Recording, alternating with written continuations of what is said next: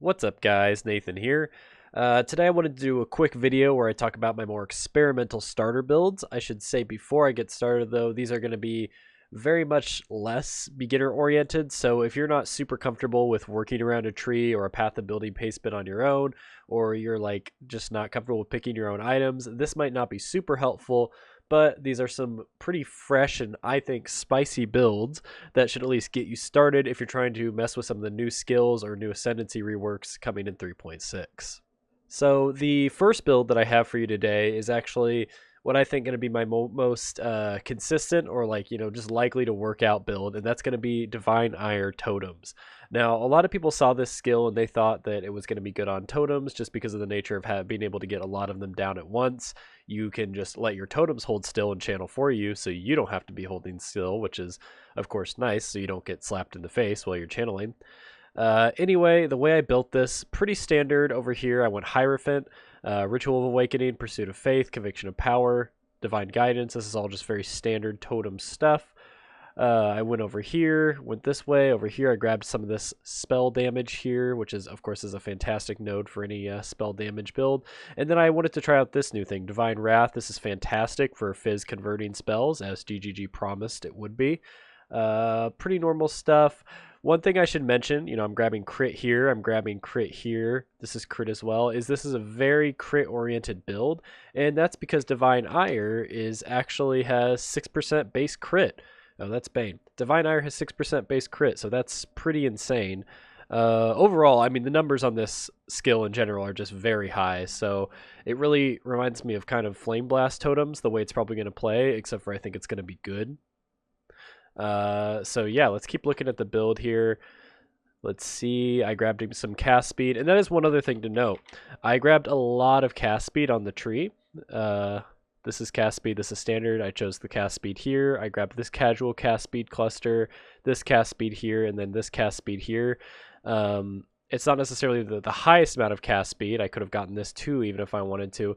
But the point was I spec'd into it a little bit more than you might normally, because I think this build, how good it's going to feel is going to hinge on how fast your totems start up.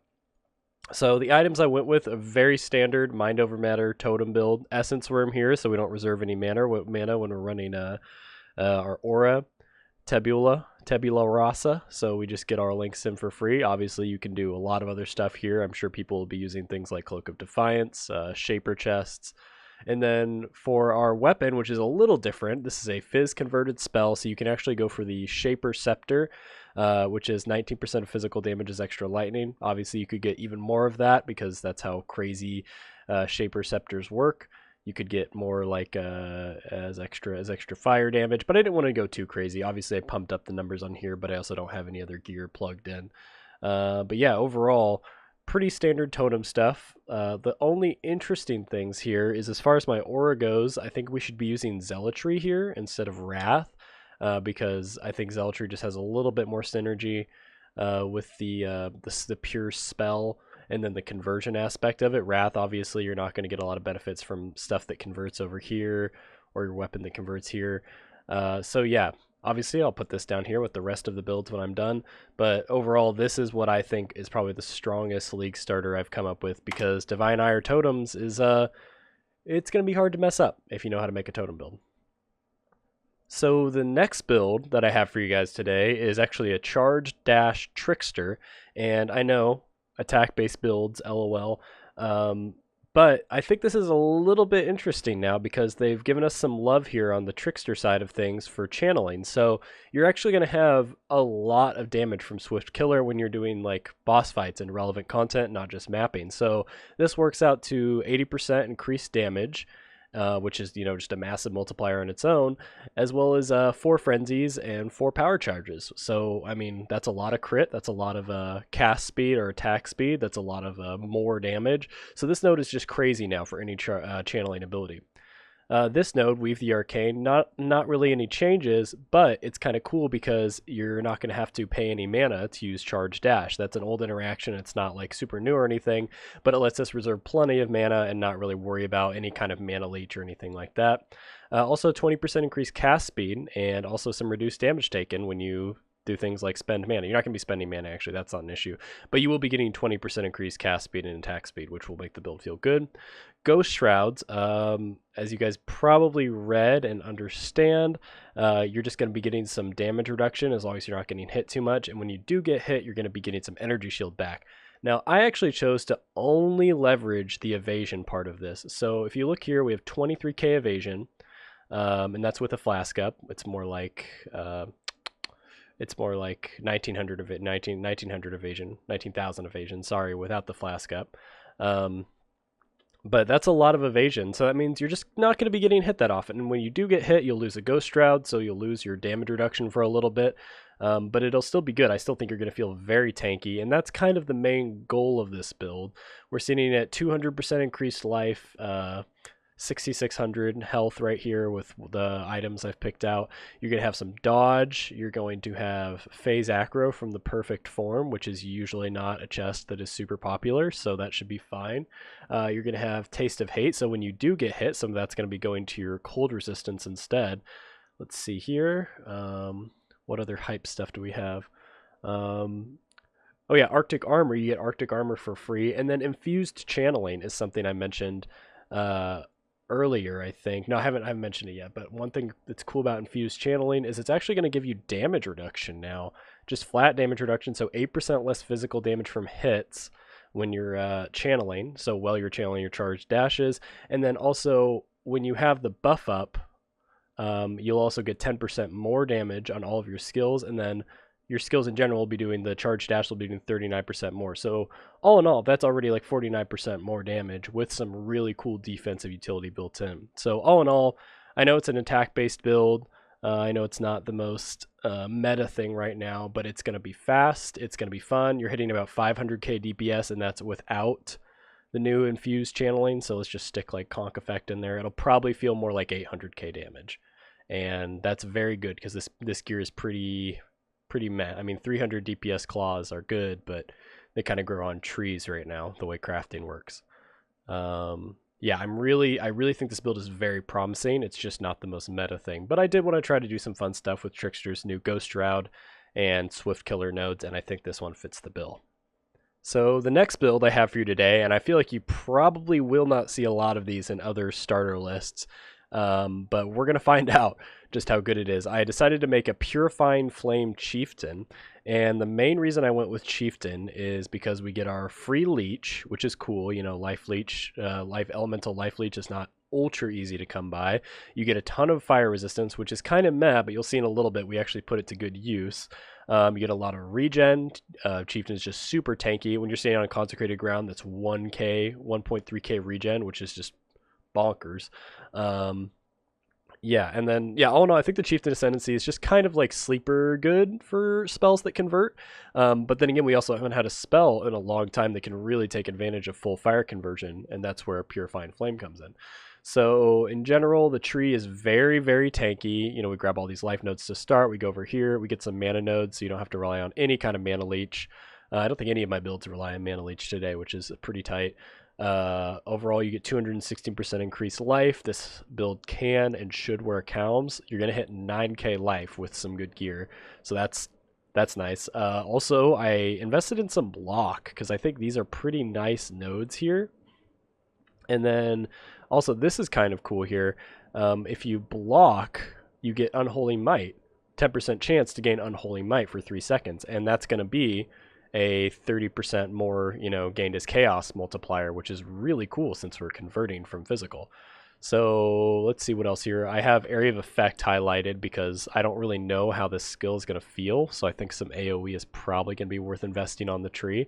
And then the real core part of the build, the last thing that I really need to mention that you can't just see from looking at the POB is there's a lot of Abyss Jewels in this build. And that's because, let's see, let's find it right here. Where's our guy? Purifying Flame, for some reason, has really nice high base damage. A nice free conversion effect, obviously. The cool sort of consecrated ground expanding effect.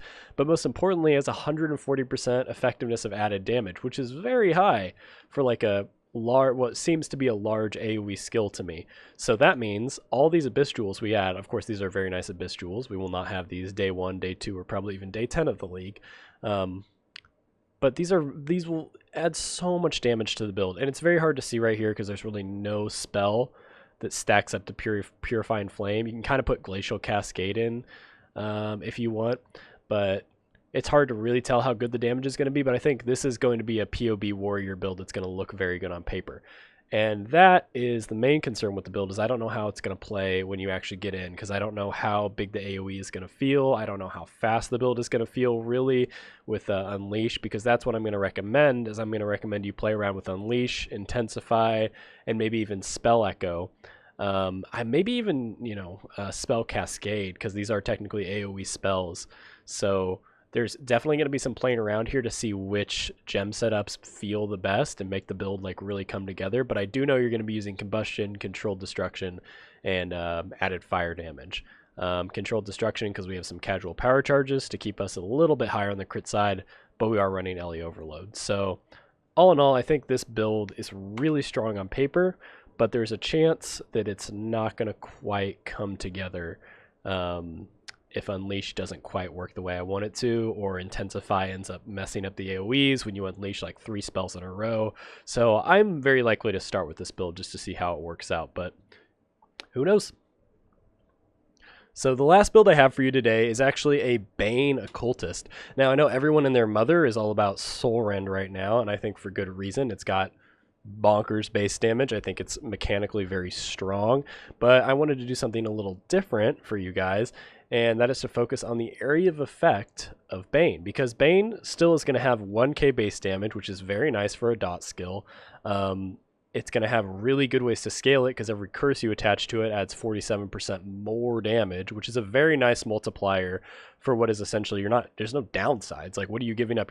Usually when you get something that's like above 40% more as a support gem, usually you're giving something up, like with Controlled Destruction or Ellie Focus. This, you're just getting more curses applied. So we're going to be applying Despair, Enfeeble, and Temporal Chains. I think that's probably the ideal combination, maybe, sort of. And then Spell Cascade and Void Manipulation are very tentative. We might see if Intensify is a good option. I don't know if Spell Cascade or Intensify is going to increase the damage of Bane. I imagine it won't, but if it does, it could be a cool option. Also, the area of effect is something that's kind of interesting. I've scaled a lot of area of effect. We have 3 here, we have 4 here, we have 3 here, 3 here, and then this is actually kind of cool because Bane is a curse skill, so you can use this here. You have this 40% increased area of effect of curse skills, which is massive. So you're going to get big AoE on Bane. The question is how big? Is it going to be playably big? Are you going to want to use Spell Cascade? These are all questions you're going to have to answer if you play this build.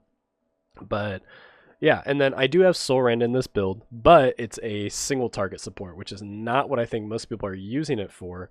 But I was kind of imagining if you're using Bane, you get your Bane down, because Bane is going to last a super long time with all these curses attached to it. You can just throw out your Soul Rends, and that'll be sort of your more active play style to sort of kill things more quickly, because Soul Rend is a very short duration. It does not last very long at all, which means you kind of have to constantly be putting them out. And right now I only have these 5 here. Soul Rend obviously is the 6th link for this, but I might try Unleash. That might feel good, or Slower Proj might feel good. I don't really know. There's going to be a lot of different options, but I think we're going to be able to try it. And one thing that's also cool about this build is I decided to make it low life. Obviously, CI will be better on a budget, but you're going to be able to have a lot of options for things to reserve your mana for, because if you're casting your curses, you're not reserving mana. You don't have to run Blasphemy. So I chose, let's see what I chose here. I have an Aspect of the Spider, Arctic Armor, Discipline, let's see, Malevolence, which is the very cool, I have Hatred here, obviously that's because Malevolence isn't here yet, but Malevolence is really cool. That's going to be a nice more multiplier and skill effect duration, which is always fun, and Clarity, because again, we're not worried about any kind of leech, so we just rely on our mana regen. So I think this build is going to be very strong. Really, at the end of the day, the size of Bane is going to be what determines how fun this build is to play. The only thing that's kind of a concern for me with this build is there's a very high chance that just pure Soul Rend Trickster or pure Soul Rend Occultist or even Essence Drain is going to be a better option, because those skills look so damn good too. It's hard to tell what the best is going to be. So yeah, that is it for Bane Cultist. And that about does it for my potential experimental league starter builds. I'm probably going to be starting with one of these. I might come up with something cool just right before league starts, but if you guys really want to find out about that, just tune in to me. I'll be streaming live. My league start tomorrow at 2 p.m. I think is the time for me that the league starts. But yeah, overall, I think all of these builds have potential in some way or another. At the very least, all the ascendancies all are very good. So even if you kind of fuck yourself a little bit by following one of my weird experimental builds, it'll be very easy to re-roll into something ultra viable. Like if Divine Ire Hierophant ends up being bad, you can just make that into Glacial Cascade. If the Chieftain build is bad, well, you're fucked there. If the Trickster build is bad, it won't be. That build's actually going to be good. And if the Bane build is bad, you just swap in Soul Rend. It'll be ultra easy. So, yeah, I'll be streaming live. My league start tomorrow, starting at 2 p.m. my time. If you guys want to tune in, check it out, hang out with me a little bit, get bored, then go watch Mathel. That's fine with me. But yeah, I hope you enjoyed this video, and have a great rest of your day and a very good start to Synthesis.